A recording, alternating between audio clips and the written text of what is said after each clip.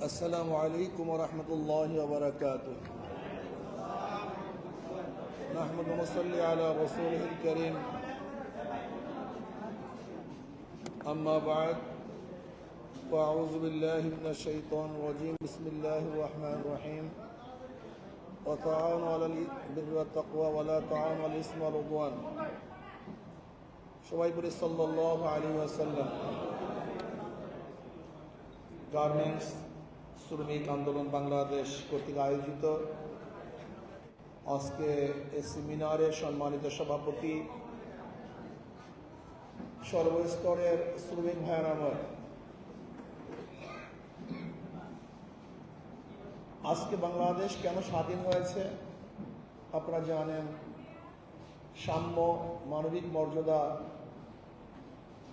সামাজিক ন্যায় বিচার প্রতিষ্ঠিত করার জন্যই এদেশ স্বাধীন হয়েছে।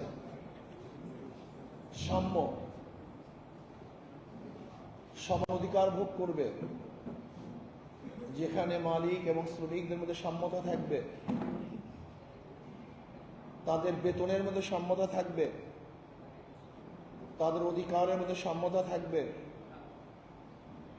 শ্রমজীবীরা শ্রম দিবে যেন তারা শ্রমের বিনিময় ন্যায্য প্রাপ্তি পায়। এর জন্য আন্দোলন হয়েছে, সংগ্রাম হয়েছে। শ্রমিকদের দাম সবচেয়ে বেশি, খাস করে বাংলাদেশের গার্মেন্টস শ্রমিক, তারা আমাদের কাছে অনেক বেশি দামি, অনেক বেশি সম্মানিত, অনেক বেশি গুরুত্বপূর্ণ। এর কারণটা কি? রেমিটেন্সের অধিকাংশ এই শ্রমিকদের মাধ্যমেই আমাদের বাংলাদেশে আসে। আমাদের অর্থনীতির ভারসাম্য রক্ষা করে এই গার্মেন্টস সেক্টর। যেহেতু গার্মেন্টস সেক্টর আমাদের বাংলাদেশের অর্থনীতি মজবুত করে, শক্তিশালী করে, এর জন্য দেখবেন গার্মেন্টস নিয়ে বিভিন্ন ষড়যন্ত্র চলতেছে।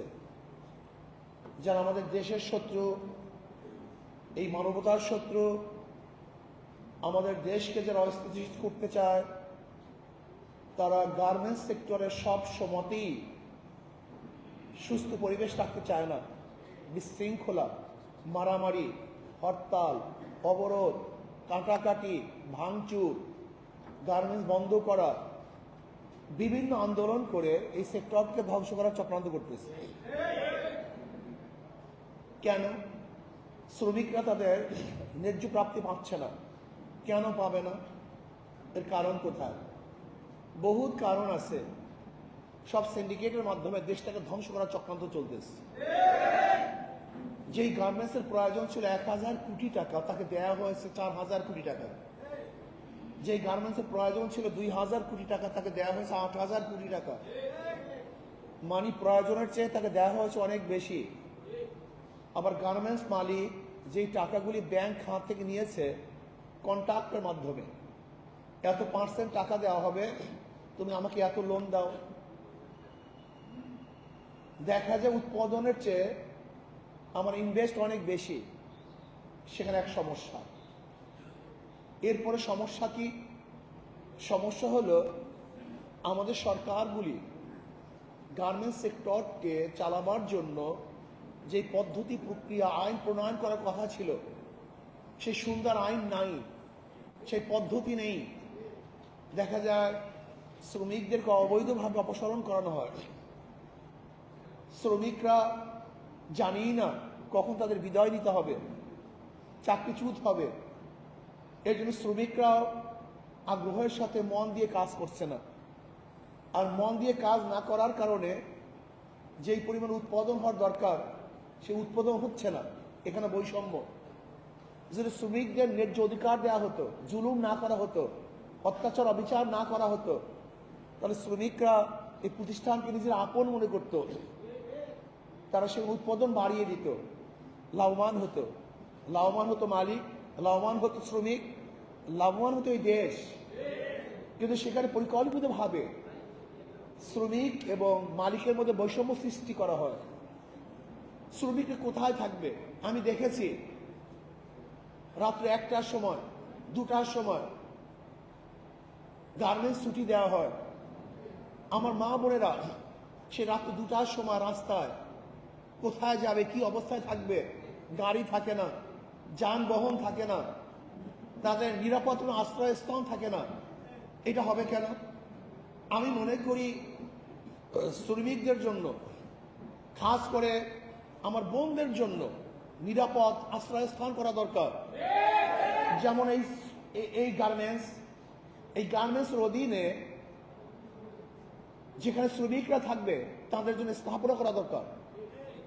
যদি গার্মেন্টসের অধীনে স্থাপনা করা হতো তাহলে আমার মা বোনেরা রাত্র 2টায় 3টায় নিরাপদ অনিরাপদ অবস্থায় রাস্তায় নামতে হতো না। তাদের শ্রম আরো বাড়ানো হতো, তাদের প্রাপ্তি যদি আমরা আরো বাড়িয়ে দিতাম তাদের কাজের প্রতি আগ্রহ আরো বাড়ত। এর জন্য আমি মনে করি মালিক এবং শ্রমিকদের মধ্যে যে দূরত্ব আছে এই দূরত্ব কমাতে হবে। যে সমস্ত মালিক ভেঙে গেছে, বিদেশে চলে গেছে এই প্রতিষ্ঠান ছেড়ে দিয়ে, কেন গেছে? কারণ তার কোনো লস নাই তো। সে এখানে ইনভেস্ট করছে 1000 কোটি টাকা, ব্যাংক থেকে নিয়েছে 2000 কোটি টাকা, 5000 কোটি টাকা। এই টাকাগুলি কাদের? এই বাংলাদেশের জনগণের। এই পরিকল্পিতভাবে সিন্ডিকেট করে আমাদের অর্থনীতিকে ধ্বংস করার চক্রান্ত বিগত দিনে চলতেছে। আমরা মনে করি বর্তমান অর্থবর্তী সরকার, এই অন্তর্বর্তী সরকার শ্রমিক এবং এই গার্মেন্টস সেক্টরটাকে মজবুত করার জন্য প্রয়োজনে ভিন্ন সচিব বা কর্মকর্তা নিয়োগ করে আমাদের গার্মেন্টস সেক্টরটাকে মজবুত এবং শক্তিশালী করার চেষ্টা করতে হবে। শ্রমিকরা যেন কোনো অবস্থাতেই তাদের অধিকার থেকে বঞ্চিত না হয় সেই ব্যবস্থা করতে হবে। ন্যায্য অধিকার তাদেরকে অবশ্যই দিতে হবে। শ্রমিকরা যদি অসুস্থ হয়, অ্যাক্সিডেন্ট হয়, সেখানে নির্দিষ্ট আইন থাকা দরকার।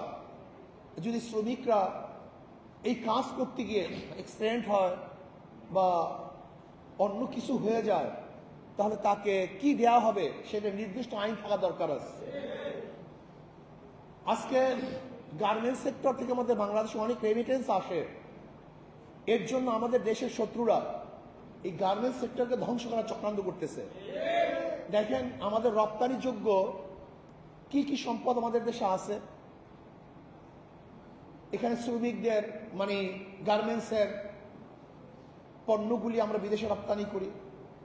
চামড়া খাত, আমরা চামড়া খাত থেকে বিশাল এক রেমিটেন্স আয় করতে পারতাম, কিন্তু আমরা কি দেখলাম? পরিকল্পিতভাবে আমাদের চামড়া খাতকে ধ্বংস করা হচ্ছে।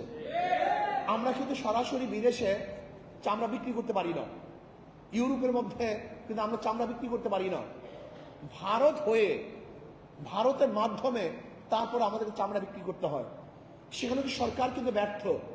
আমি কালকেও হাজারীবাগ মাহফিল করেছি, সেখানে ট্যানারির অনেক মালিকদের সাথে আলোচনা করেছি। তারা বলেছে যে আমাদের বাংলাদেশের আইনের কারণে এবং বাংলাদেশের নিয়মের কারণে আমরা গোটা দুনিয়ার মধ্যে সরাসরি চামড়া বিক্রি করতে পারি না। এখানে সরকারের ব্যর্থতা, বিগত সরকারগুলোর ব্যর্থতা। রপ্তানিযোগ্য আমাদের ছিল পাট, আজকে সেই শিল্প ধ্বংস হয়ে গেছে। আমরাও আজকে পাট রপ্তানি করতে পারছি না। যেখানে এখন সবচেয়ে বেশি রপ্তানিযোগ্য আমাদের মাল উৎপাদন হয় গার্মেন্টস থেকে, সেই গার্মেন্টসকেও ধ্বংস করার চক্রান্ত চলতেছে। আমরা অন্তর্বর্তীকালীন সরকারকে অনুরোধ করব, গার্মেন্টসের প্রতি আপনি খেয়াল দেন, মনোযোগী হন। গার্মেন্টসের মধ্যে যেই সমস্ত ঝামেলা চলতেছে, শ্রমিকরা যে দাবি দাওয়া নিয়ে, ন্যায্য দাবি দাওয়া নিয়ে যে আন্দোলন করেছে, অবশ্যই শ্রমিকদের ন্যায্য দাবি দাওয়া অবশ্যই আদায় করতে হবে, অবশ্যই দিতে হবে তাদের প্রাপ্তি। এটা আমরা আশা করব। এরপর আসুন, আজকে ভারত আমাদের হাই কমিশনের উপর আক্রমণ করেছে। ভারত আমাদের পতাকাকে অপমান করেছে। হাই কমিশনের উপরে তারা চড়াও হয়েছে, সেখানে মানুষদেরকে আহত করেছে। ভারত কি চায়? পায়ে পাড়া দিয়ে আমাদের সাথে যুদ্ধ করতে চায়, আমাদের আক্রমণ করতে চায়। ভারত আমাদের কেমন বন্ধু আমরা ইতিমধ্যে দেখে ফেলেছি। আসলে ভারত তো আমাদের বন্ধু নয়, বন্ধুত্বের পরিচয় দিতে পারে নাই। আজকে মমতা ব্যানার্জি যে বক্তব্য দিয়েছেন, এটা বন্ধুত্ব কোনো বক্তব্য হতে পারে না, এটা মনে হয় আমাদের শত্রুতার বক্তব্য দিয়েছেন। আজকে লোকসভার যে বারবার বাংলাদেশ নিয়ে আলোচনা উঠছে, এটা বন্ধুত্বের পরিচয় নয়, শত্রুতার পরিচয় দিয়েছে। আজকে ইসকন কিন্তু আমি মনে করি এটা ধর্মীয় কোনো হিন্দুদের কোনো প্রতিষ্ঠান নয়, এটা হলো সন্ত্রাসীদের প্রতিষ্ঠান। এদেশের হাজারো হিন্দুরা দেশপ্রেমিক, তারা দেশ, এই মাটি ও মানুষের কথা বলে, তারা এই দেশ নিয়ে ভাবনা করে, এই দেশের উন্নয়নের চেষ্টা করে। কিন্তু ইসকন কিন্তু এই দেশ নিয়ে চিন্তা করে না, বরং দেশকে অস্থিতিশীল করার চক্রান্ত করে। যদি ইসকনের সদস্যরা বাংলাদেশের নাগরিকই হয়, তাহলে তারা কেন দাবি জানাবে যে ভারতকে হস্তক্ষেপ করতে হবে, ভারত হস্তক্ষেপ করে এটা সমাধান করবে? কেন আমাদের দেশে কোর্ট নাই? আমাদের দেশ কি হাইকোর্ট নাই, সুপ্রিম কোর্ট নাই? তাহলে আপনি কেন আমাদের সঙ্গে নির্ভর করছেন না? আমাদের দেশের বিচারের উপর আপনি কেন নির্ভর করছেন না? তার মানে আপনি আপনাকে এই দেশের নাগরিক মনে করেন না। আপনি হয়তো বা কোনো দেশের এজেন্ডা পালন করার জন্য চেষ্টা করতেছেন, কোন দেশের এজেন্ডা বাস্তবায়নের ষড়যন্ত্র করতেছেন। আমি ইসকনকে বলবো, আপনি যে ষড়যন্ত্র করতেছেন, বাংলাদেশের জনগণ বারবার হাজারো ষড়যন্ত্র রুখে দিয়েছে, নস্যাৎ করেছে। ব্রিটিশরা ষড়যন্ত্র করে টিকতে পারে নাই, পাকিস্তানেও টিকতে পারে নাই, ফ্যাসিস্টরাও টিকতে পারে নাই। আপনি যে ষড়যন্ত্র করতেছেন, বাংলাদেশের জনগণ ঐক্যবদ্ধ হয়ে আপনার সমস্ত ষড়যন্ত্রকে ধ্বংস করে ফেলবে। প্রিয় ভাইরা আমার, আজকে বাংলাদেশ নিয়ে ভারতের বক্তব্য স্পষ্ট আন্তর্জাতিক আইনের পরিপন্থী। ভারতের বক্তব্য এটা আন্তর্জাতিক আইনের লঙ্ঘন। ভারত আমাদের উপরে যুদ্ধ চাপিয়ে দেওয়ার ষড়যন্ত্র করতেছে, স্পষ্ট হুমকি দিচ্ছে। আমি ভারতকে বলবো, আপনি ভেবেছেন কি যে আপনাদেরকে ভয় পাই? বাংলাদেশের মানুষ ব্রিটিশকে ভয় পায়নি, পশ্চিম পাকিস্তানের কামান এবং ট্যাঙ্কে ভয় পায় নাই।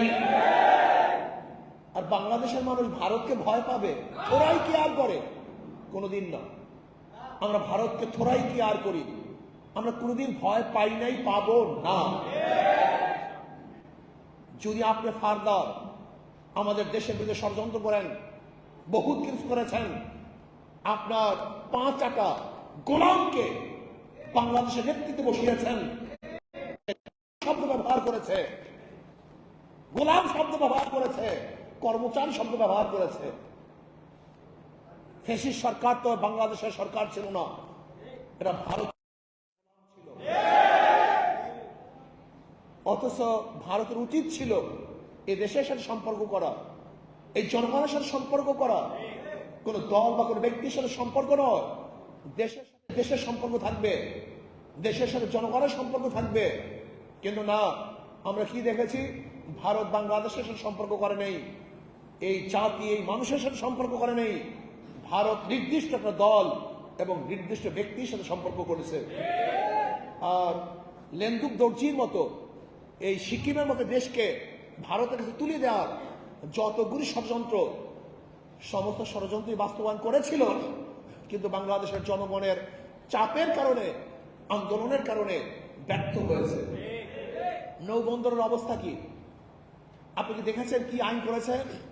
এই আইন করেছিল যে ভারতের কোনো জাহাজ নৌবন্দরে আসে, বাংলাদেশের নৌবন্দরে, তাহলে যদি বাংলাদেশের কোনো জাহাজ সেখানে মাল খালাস করে, তাহলে ওই অবস্থায় ঘাট খালি করে ভারতের জাহাজকে সেখানে জাহাজকে মাল খালি করার জন্য দিতে হবে। এটা গোলামি, এটা স্বাধীন রাষ্ট্রের আইন হতে পারে না। আজকে ট্রানজিটের অবস্থাটা কি? আমাদের বুকের উপর থেকে নির্বিঘ্নে ভারত যাবে, আর আমরা সামান্য অল্প কিছু রাস্তা পাবো না। এটা বৈষম্য, এটা গোলামি চুক্তি হয়, এটা দেশ টু দেশ চুক্তি হতে পারে না। কাজে ভারতকে স্পষ্ট বলবো, আমরা ঐক্য, আমরা সবাই ঐক্য, জাতীয় ঐক্য। আমাদের দেশের বিরুদ্ধে কেউ যদি ষড়যন্ত্র করে, এই দেশকে ধ্বংস করার চক্রান্ত করে, তাহলে আমরা সেখানে কেউ বিচ্ছিন্ন থাকবো না। আমরা জাতি ঐক্য করে সম্মিলিতভাবে সেই ষড়যন্ত্র মোকাবেলা করবো ইনশাআল্লাহ। বিগত দিনে করেছি, এখনো করব, ভবিষ্যতে ইনশাআল্লাহ সব ঐক্যবদ্ধভাবে সমস্ত ষড়যন্ত্রকে রুখে দেবে ইনশাআল্লাহ। আমি ভারতকে বলবো, বাংলাদেশের দিকে চক্ষু তুলবেন না, আঙ্গুল উঠাবেন না, জোরে কথা বলবেন না। যদি আঙ্গুল উঠাতে চান তাহলে আঙ্গুল হাতে রাখবো না। যদি চক্ষু উঠাতে চান, ওই চক্ষু শরীরের মধ্যে থাকবে না। যদি আপনি আপনার জবানকে দারাজ করেন, বাংলাদেশের বিরুদ্ধে উঁচু কণ্ঠে কথা বলেন, তাহলে বাংলাদেশের জনগণ আপনার কণ্ঠকেও চেপে ধরবে। তারা না খেয়ে থাকতে পারে, গোলামি করতে পারে না। বাঘ 1000 বছর না খেলেও ঘাস খায় না। বাংলাদেশের মানুষ না খেয়ে থাকলেও, বস্ত্রহীন থাকলেও গোলামি করতে পারে না। আমরা স্বাধীন থাকতে চাই। এই স্বাধীনতার জন্য বারবার আন্দোলন করেছি, এই স্বাধীনতার জন্য বারবার রক্ত দিয়েছি, এই স্বাধীনতার জন্য বারবার জীবন দিয়েছি। কিন্তু গোলামির জিন্দেগি আমরা কোনোদিন কবুল করি নাই, করবো না ইনশাআল্লাহ। কাজে আসুন, গার্মেন্টস শ্রমিকদের অধিকার দিতে হবে, গার্মেন্টস সেক্টরকে শক্তিশালী করতে হবে, আমাদের রপ্তানি পণ্য আরো বেশি বেশি উৎপাদন করতে হবে। এই দেশ নিয়ে ষড়যন্ত্র করতে তাদের মোকাবেলা করতে হবে, দেশকে সমৃদ্ধভাবে গড়ার চেষ্টা করতে হবে। আল্লাহ আমাকে এবং আমাদের সবাইকে দেশ, ইসলাম এবং মানবতা নিয়ে কাজ করার তৌফিক দান করেন।